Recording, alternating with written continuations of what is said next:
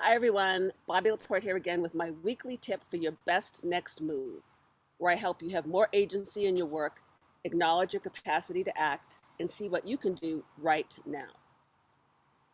So, if you've been looking at the news lately, you've probably seen a number of articles that talk about, as the economic recovery continues, how companies are starting to craft their return to work plans. And experts and surveys are showing that businesses also need to be prepared for what's being called yet another potential disruption after the pandemic. And that's a potential surge in turnover, called by some a turnover tsunami or the great resignation wave. Some surveys say that as many as 50% of employees plan to look for a new job with a different employer now that the threat of the pandemic is clearly lessening. After a year plus of dealing with uncertainty, not knowing what the future will look like, either personally or professionally, this is probably not entirely surprising. But I don't think that many leaders who now have increasing demands to catch up on missed or deferred projects from last year are really focusing on this potential catastrophic impact on their organizations. And here's a few other data points.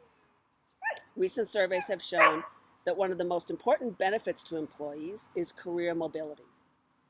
And a Gallup workplace poll showed that more than 50% of people don't feel that they're appreciated or valued, something that obviously can be challenging to provide in a virtual work environment. And many of you will continue to be in that environment for a while. Look, there are many things employers can do across the enterprise to retain employees, but you have a lot of power and influence as a manager. So here's my tip, and we've talked about this a little bit before, but be sure to take time to reach out to your team members to see how they're doing.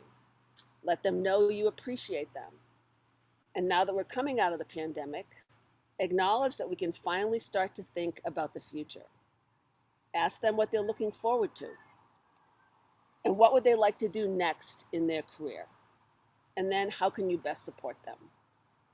At the very least, this will establish an important connection in case you don't have it already.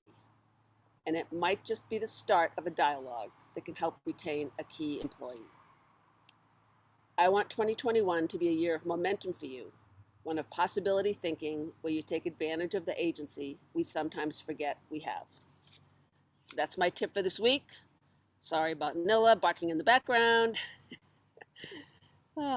Listen, have a good week and take care of yourself. All right, bye-bye.